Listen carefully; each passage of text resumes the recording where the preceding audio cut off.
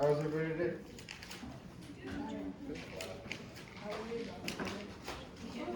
Okay. Busy week.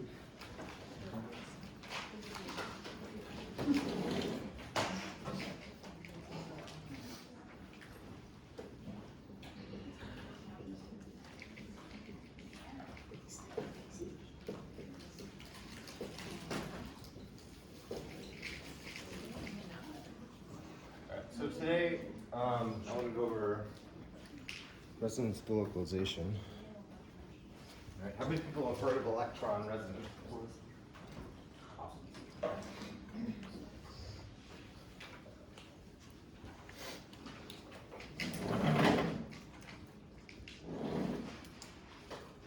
right, so I'm going to lay out two cases where resonance can occur.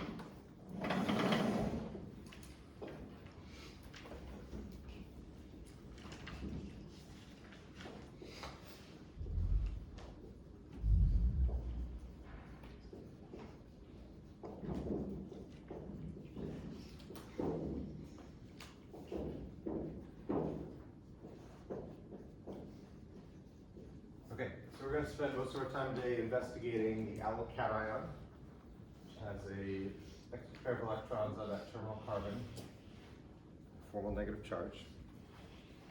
Okay. And then we're also going to spend time looking at the Allyl cation here. Right? And these both represent the smallest conjugated systems possible. Right? So we looked at conjugated systems the other way, and we identified them as or the long systems, we looked at them as repeating double and single bonds. But it's really anytime you have multiple p orbitals in a row. Right? So if we think about the hybridization or where the electrons are in the Allyl anion,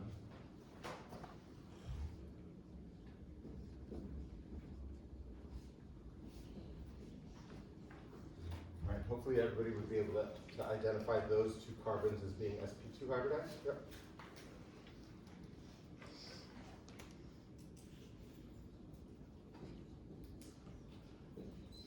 All right, but that N carbon is also going to be sp2 hybridized.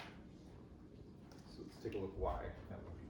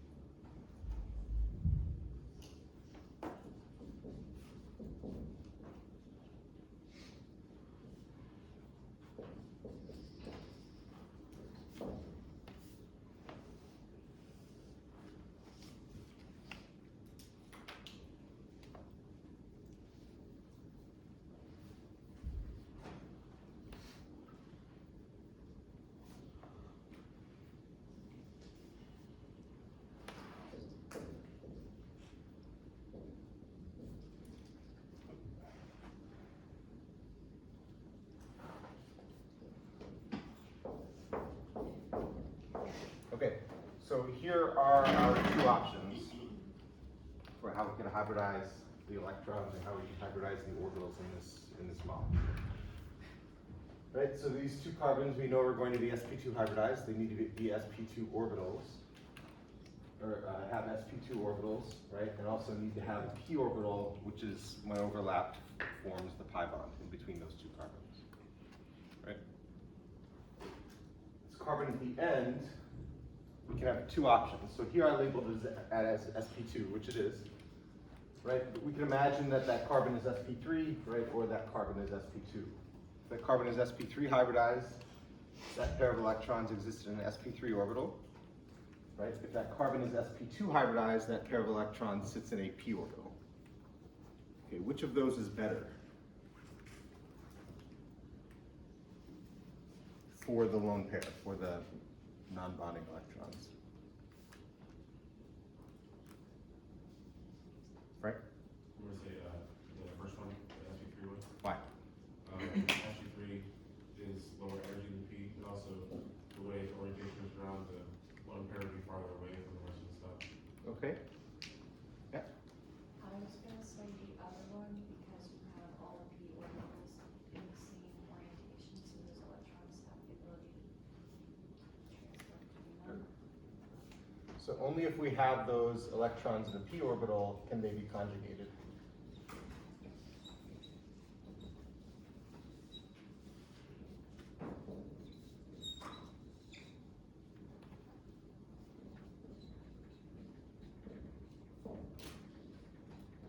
When those p electrons are conjugated, they're going to be lower in energy. Right. So of these two choices, this is going to be the better choice. Right. And so that carbon at the end is going to be hybridized as an sp2 hybrid carbon, just so those electrons can be in a p orbital and overlap with the rest of the pi system. Right? If those electrons are not in a p orbital here, they can't overlap with the rest of the pi system. Yeah.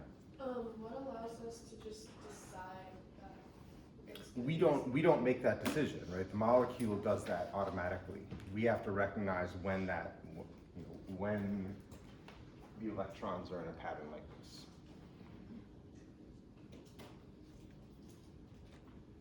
Right. Quick. Yep. Lucy.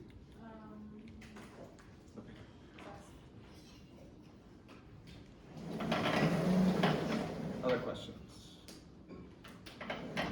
Okay, so let's sketch out the MO diagram for the Allyl system really quickly.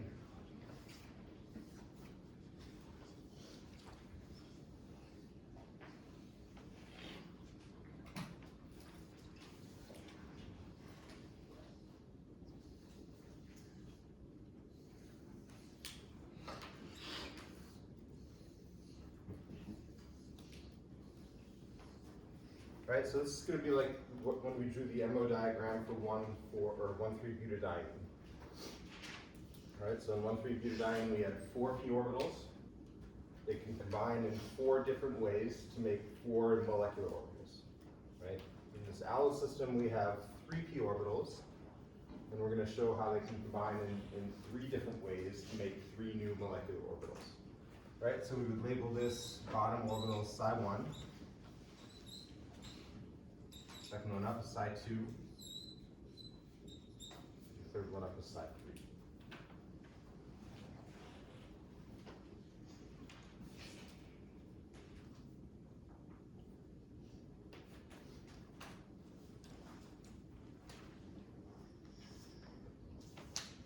Now, if you think back to the 1,3-butadiene MO diagram, what would the lowest energy orbital look like?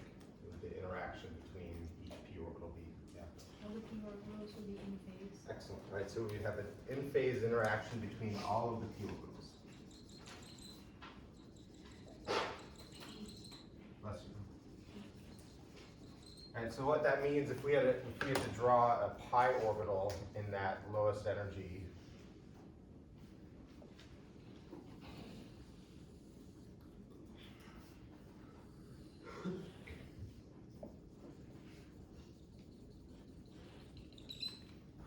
that's what the pi orbital would look like.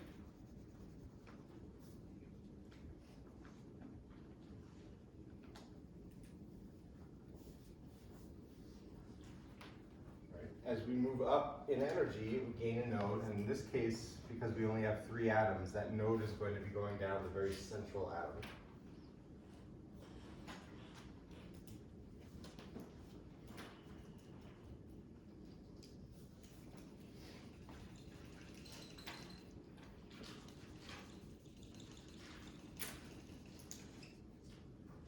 We're just going to have 2 isolated p orbitals on the outside.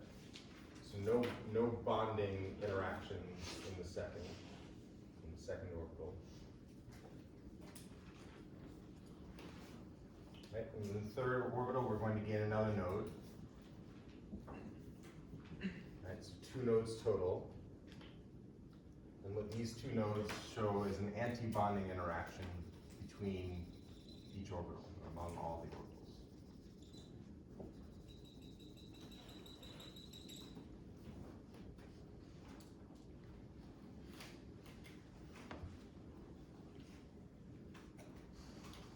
Right, so this is useful, right? But it's not useful until we start putting electrons in and understanding where they are. So how many total pi-electrons do we have in the Allyl anion?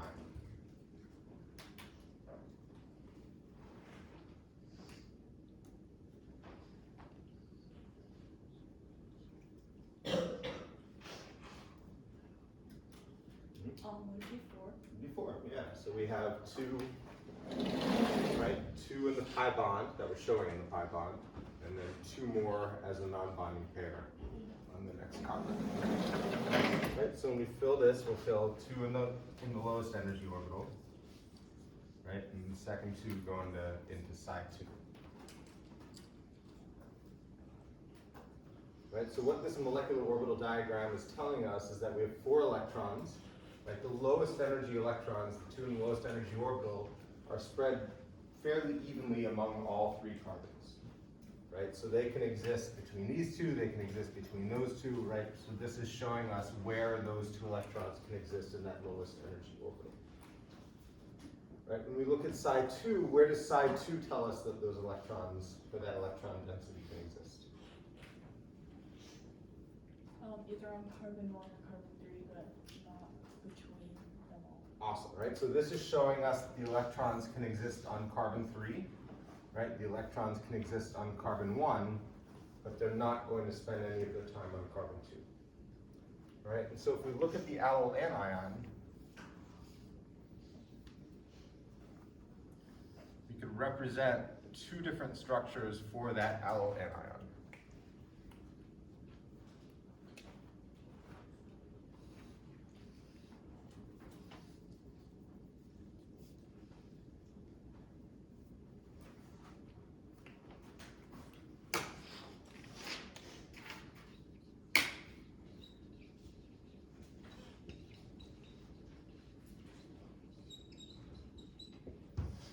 This arrow that I'm showing in between those 2 structures, a double-headed arrow, we only use that to represent resonance, right? So this is often an arrow that people confuse or get mixed up with the equilibrium arrow.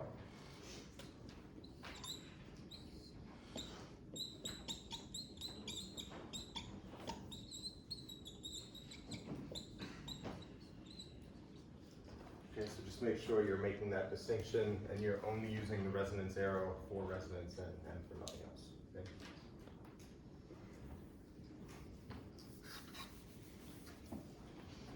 Right, so this Allyl anion does not look like this, right? It does not look like this, right? But it's some weighted average of the 2. Okay, so it's going to look more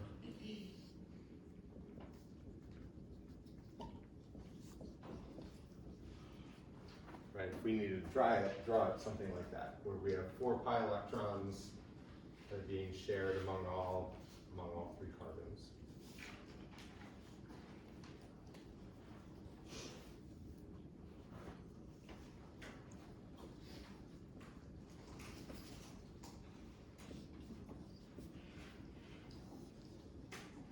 Right, but if we look at where the lone pair is located in these 2 resonance structures, the lone pair is located either at carbon 1, right, or it's located at carbon 3, just like we would predict here. Right, and that's the reactive pair. If this molecule is going to react, it's going to react through its pair of electrons, not through the pi bond. Okay, questions about this? Yeah.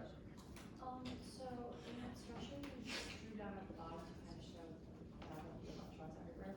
The 2 electrons that show up across the entire molecule, and then there are like 2 more essentially that stay in the ends. Yes. Okay. Also,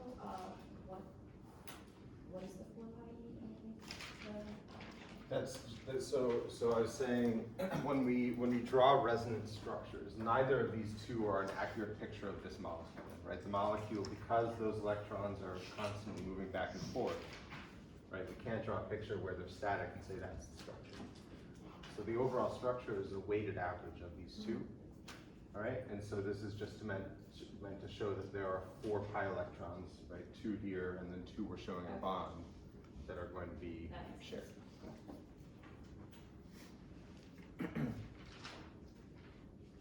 Other questions?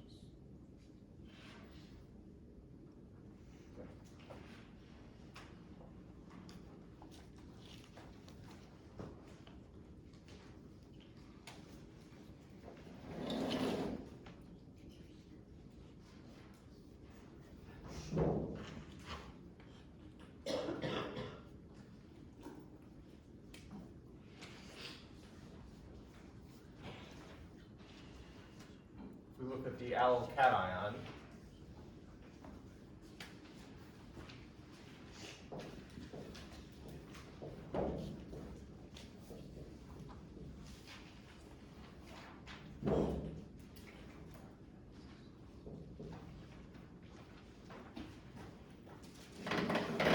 Right, the Allyl cation is going to be a similar system. Things are going to be hybridized in the same way. Right? The only difference is that we have 1 less electron pair. Okay, so in this system, all carbons are going to be sp2 hybridized. Right? All carbons will have a p orbital, but unlike in the anion where that p orbital contained an electron pair in conjugation, right here that p orbital is empty. You don't have that extra electron pair in the cation. Right? In terms of the molecular orbital structure, it's going to look exactly the same, right? The only difference is, again, we don't have this extra electron pair. Okay, so those 2 electrons that exist in the Allyl cation are going to be shared among all 3 carbons in that Allyl cation. Right? In terms of resonance, we can draw a similar resonance structure.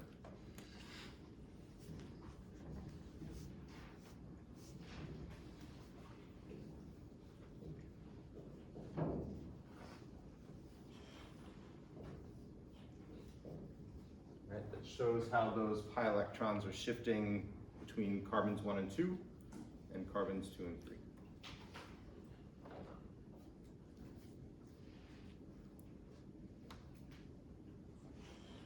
Questions about the Allyl cation? Yeah, Rachel? I missed when you said what the MO diagram is like for. MO diagram would look exactly the same. So the Identical. molecular orbitals themselves, the phase interactions are all the same. The only difference between the cation and the anion is that the anion has 4 pi electrons. The cation only has 2. Right? So we're just not recognizing.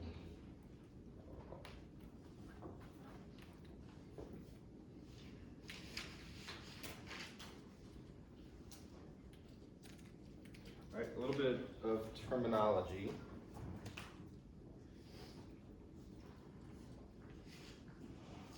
Right, so I return this to the anion system, right? So I put these 2 electrons back in. Okay, in the anion system, we would refer to this orbital as the LUMO, and psi2 as the HOMO. Does anybody know what those acronyms stand for? Yeah. HOMO stands for highest occupied molecular orbital. Good. And HOMO stands for lowest.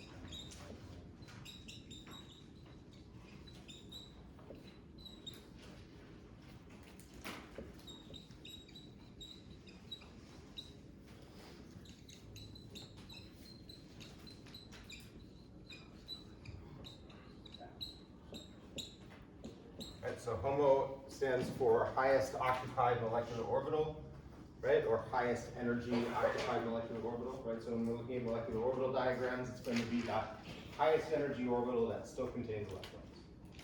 Okay, so in this case, right, we have 3 orbitals. The highest energy orbital that contains electrons is going to be psi2. Okay, LUMO is the lowest unoccupied molecular orbital.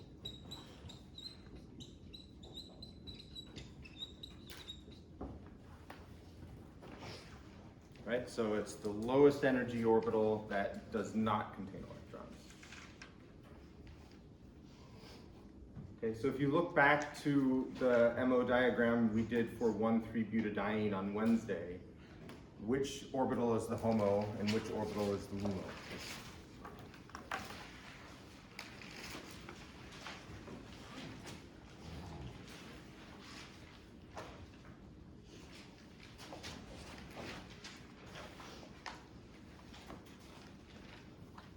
Frank? 2 was the HOMO and then 3 was the LUMO. Great, great. So in 1,3-butadiene, right, we had 4 total orbitals, right? Psi1 and Psi2 were filled with 2 electrons each, which means Psi2 is going to be the highest occupied molecular orbital, right? The highest energy orbital that still contains electrons. And then Psi3 is going to be the lowest energy orbital that doesn't contain electrons, so Psi3 is going to be the LUMO. Okay, questions about that? Yeah. Why is psi1 not the highest? Because I think because all the electrons are all in one. Because there are electrons in that orbital. So this is the anion, right? In the cation, Psi1 would be the HOMO, and Psi2 would be the LUMO, right? But in the anion, because we have 4 electrons in 2 pairs, right? Psi2 is filled, so that becomes the HOMO.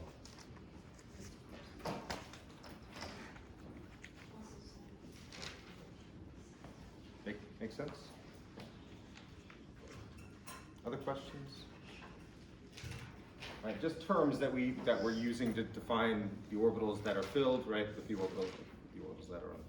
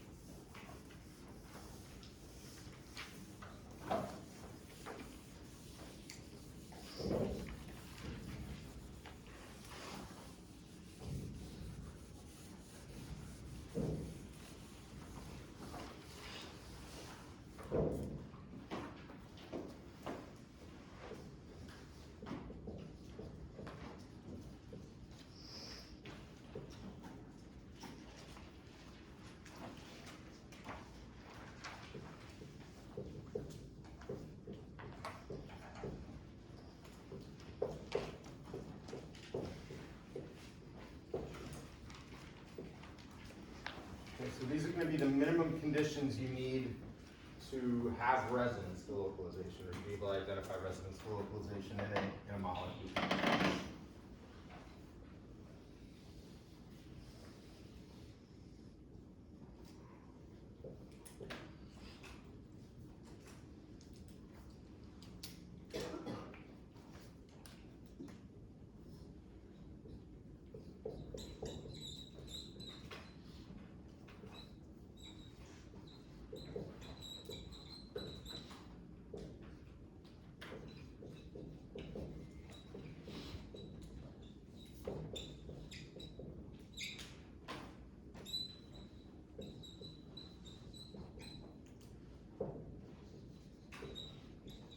Okay, so the first example, we're going to look kind of like the Allyl anion. Right, so you need to find a system where you have a pi bond that's connected to an atom with a non-bonding pair through a single bond.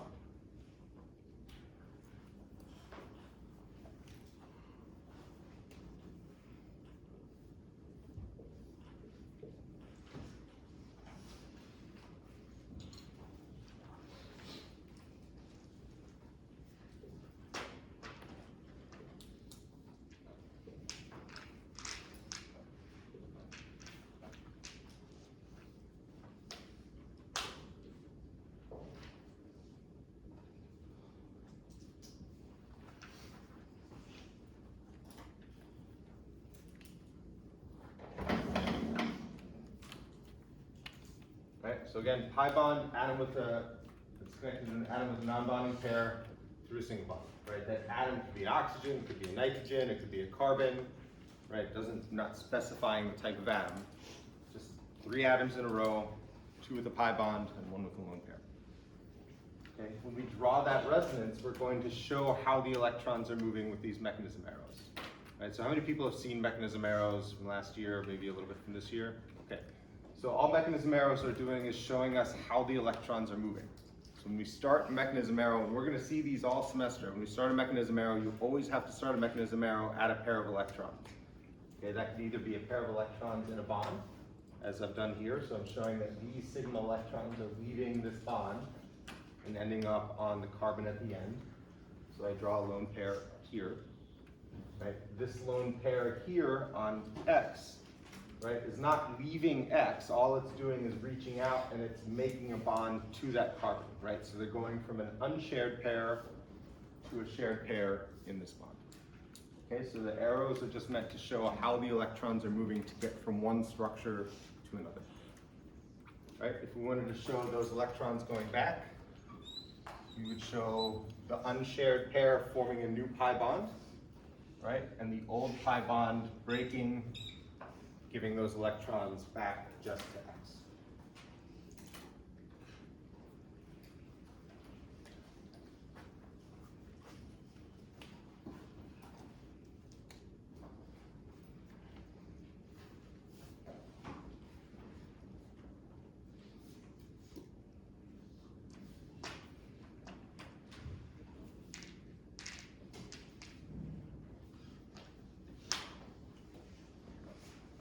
Right, so see if you can draw me the resonance structure of an anion.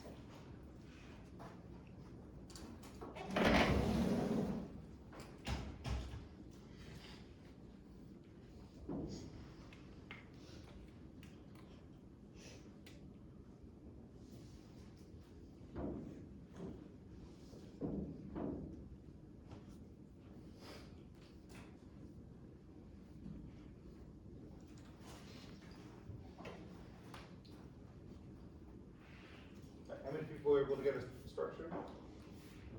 Okay. All right, so let's go over this really quickly. So let's look at the different atoms on an amide, right? First figure out the hybridization. Right, so we're gonna have 3 atoms in the system: the oxygen, the carbon, and the nitrogen. Right, so if we look at the oxygen, what's the hybridization of oxygen?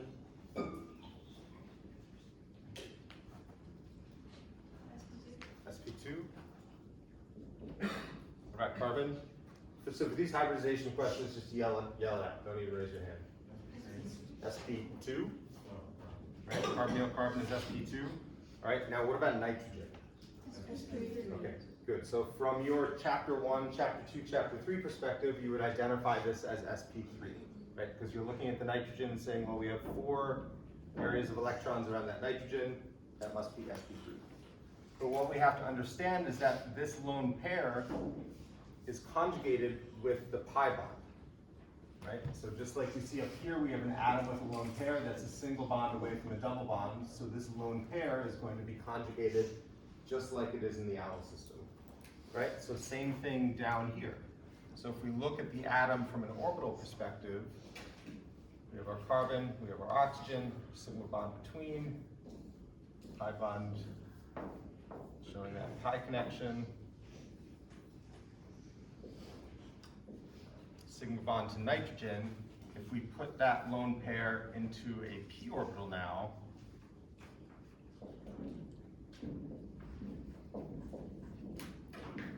right, now that can speak to the rest of the pi system, right? It can overlap with the rest of the pi system.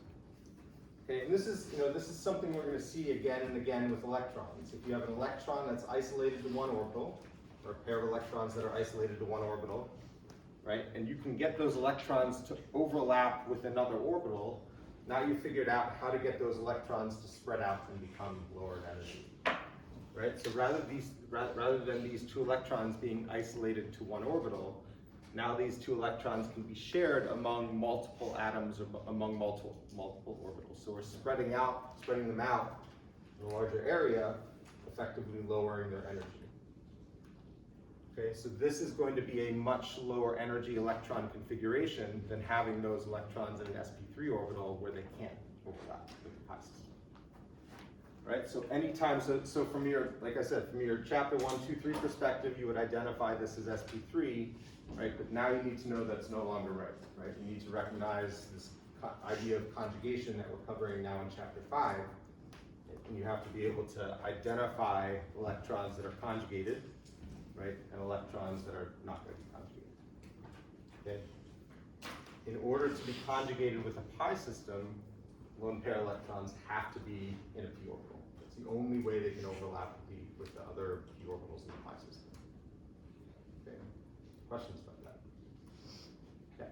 So would it be correct to say that since there's two extra non-bonding pairs on the oxygen, they aren't involved in that because the p orbitals don't line up with the rest of them?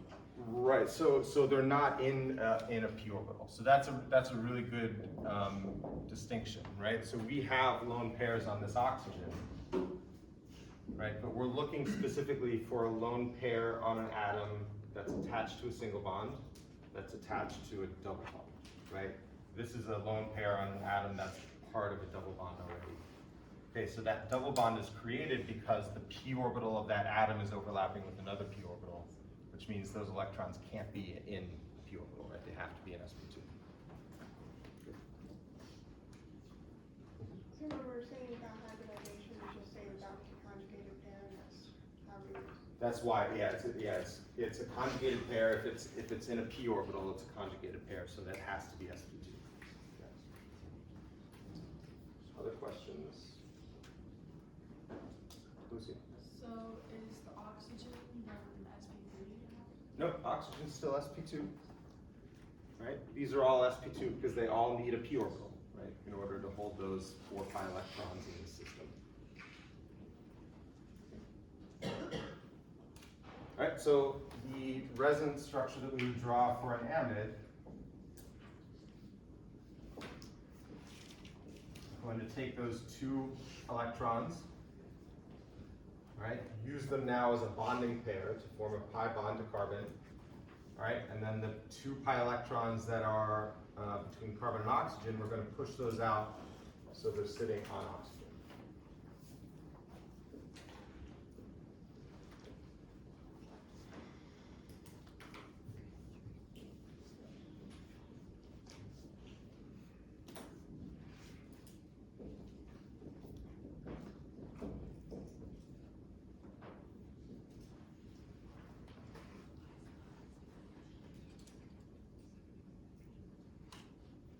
Right, so we have these 2 structures that both represent the overall bonding structure of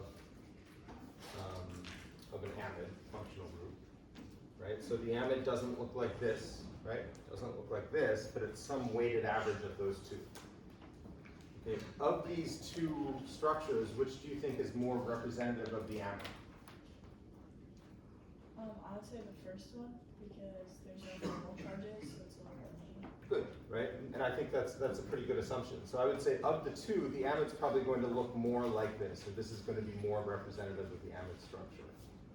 Right? And that's because whenever we draw the resonance, we're getting charge separation, right? Having formal charges. And those structures are usually, not always, but usually higher in energy than the uncharged structures. Right? So the amide structure should look more like this, but we can't discount this, right? There's going to be some properties of the amide that would follow this structure or be explained by this structure a little more. Okay, Lucy? So we're saying the nitrogen is sp2 hybridized. The nitrogen is sp2 hybridized, correct? I guess I'm still confused why the oxygen then isn't sp3 hybridized. Because the oxygen has to make a pi bond, right? In order to make a pi bond, you need a p orbital. So you can't have an sp3 hybridization. So if we like looked at the second structure that you drew of the anion, would we also have to realize that that has resonance to be? Yeah, so if I gave you this structure, I would expect you to look at this and say, okay, well, I have a pi bond that has a single bond connection to an atom with a lone pair, Okay. right? And so you should be able to get back to that. Other questions?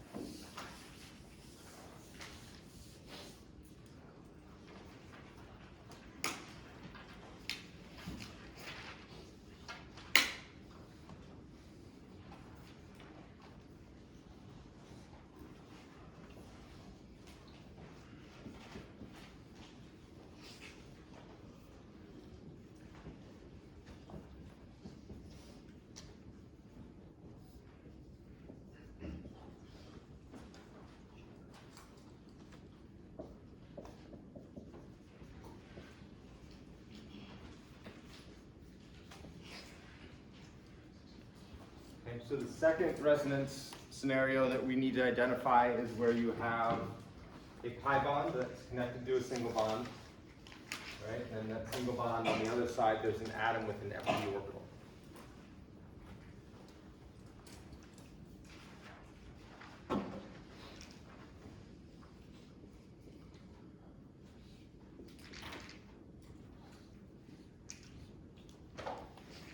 Okay, so here's a molecule, vinyl borane. Remember, boron only has 3 valence electrons. And so this center would be sp2 hybridized and feature an empty p orbital.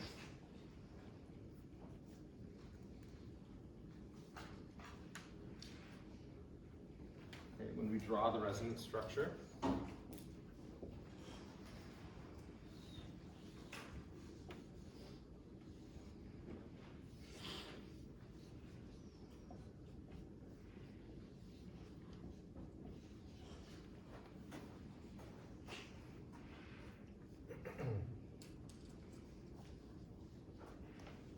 see hopefully how we're taking a pair of pi-electrons, right? Those pi-electrons are staying with carbon 2, leaving carbon 1, right? And making a new bond to the boron, right? So you can kind of imagine them right now, they're sitting like this, right? And they're just going to flip over to the other atom.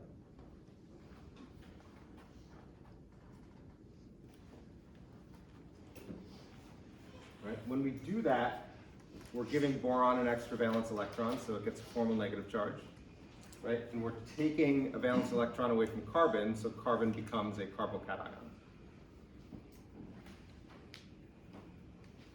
Right? But you can see when we get to this new structure that it fulfills those same qualities, right? We have a double bond, in this case it's just a carbon-boron double bond, right? That has a single bond to an atom with an empty orbital. In this case, the atom with the empty orbital is carbon, right? So we're just getting to the same spot we just left. If we wanted to show resonance going back the other direction, right? We would just show that bond, those 2 electrons swinging over to the other bond.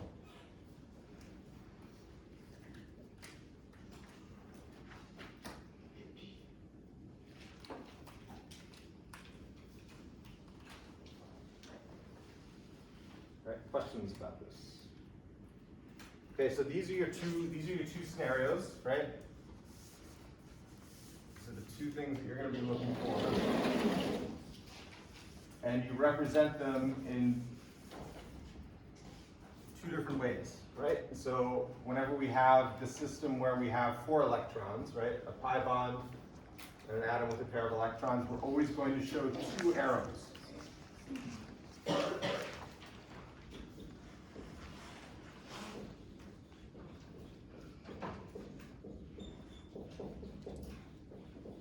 All right, the first arrow is going to show the formation of the new pi bond.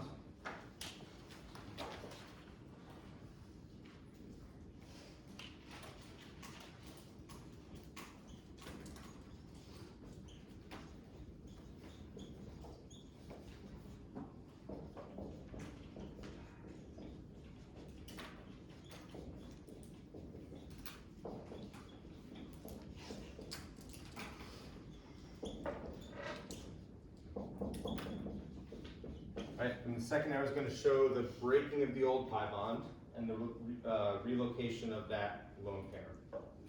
Right, so we're taking two electrons that were in a bond and we're just settling them onto one atom as a lone pair. Right, so for this system, there always has to be two arrows. Those arrows, right, even though you necessarily have to draw one first and the other one second, all four electrons are moving at exactly the same time. They're moving at what we call in a concerted motion, right, all at the same time. So we don't have one thing breaking and then the others coming in, right? All the electrons are moving at the same time. Okay, in this system where we have an empty orbital, I'll just draw that empty orbital in, we only need to draw one arrow.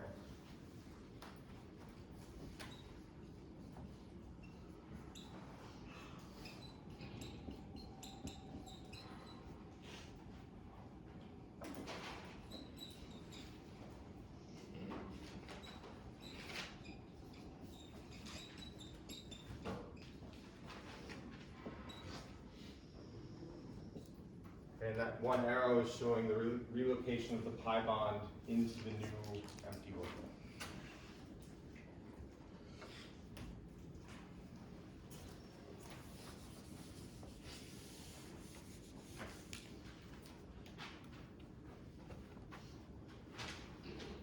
That clock fast. How much time?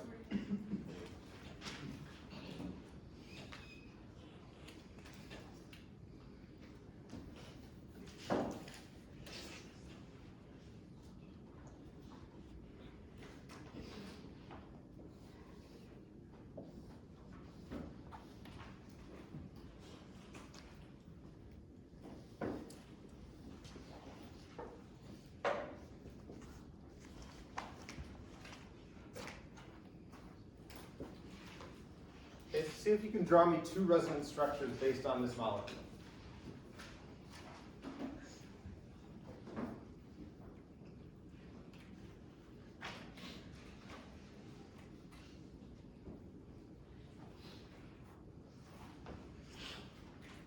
Right, try, when you look at this, right, try to break it down to what you're looking for, right? Don't get lost in the whole molecule and all the structure stuff that's going on in there. Try to find an atom with an electron pair that's one bond away from a pi bond, right? Or try to find an atom with an empty orbital that's one bond away from a pi bond.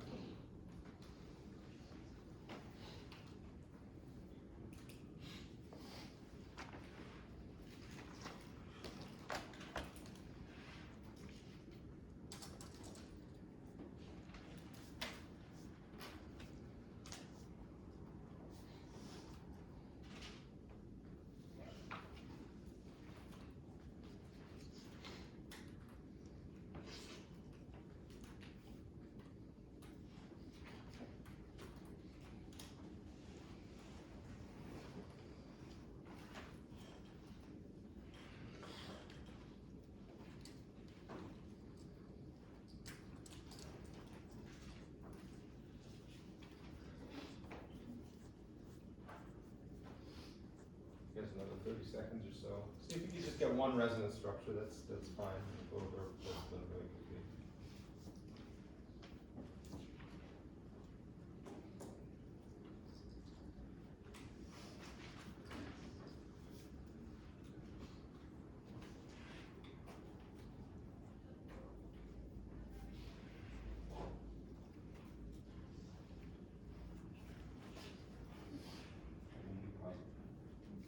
Electrons on that part of the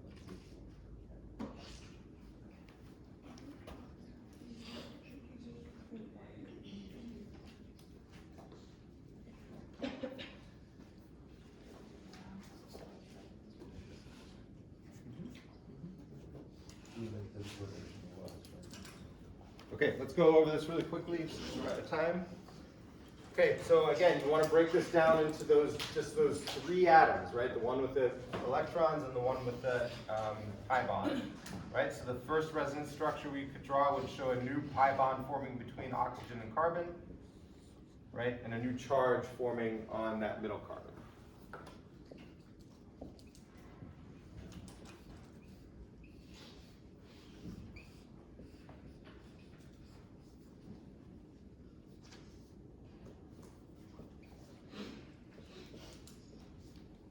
Okay, so that would be the first resonance structure. Okay, so we're focusing just on those three atoms. Okay, second resonance structure, again, we have an atom with a pair of electrons that's singly bonded to a pi bond, right? So we can take those electrons, put those in to form a new pi bond, and then break the other pi bond, right, and form a new lone pair.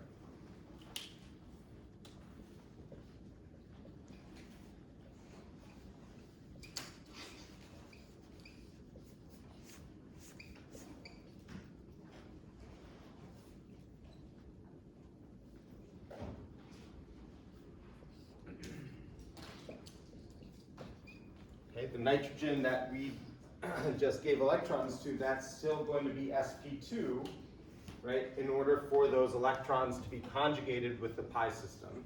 Right, that's still there. Okay, but that would be the second resonance that we can draw for this system. Questions about this? Yes? So that whole system between the oxygen for those two pi bonds, that's what the whole big conjugate is. That, yeah, this entire thing from these electrons to this pi bond that's conjugated. All right, guys, have a good weekend. Is there a formal charge on the next? Negative. There will be a formal charge. Yeah, thank you. Oh, that's fine. So you kind of have to like get one to get the next. Yeah.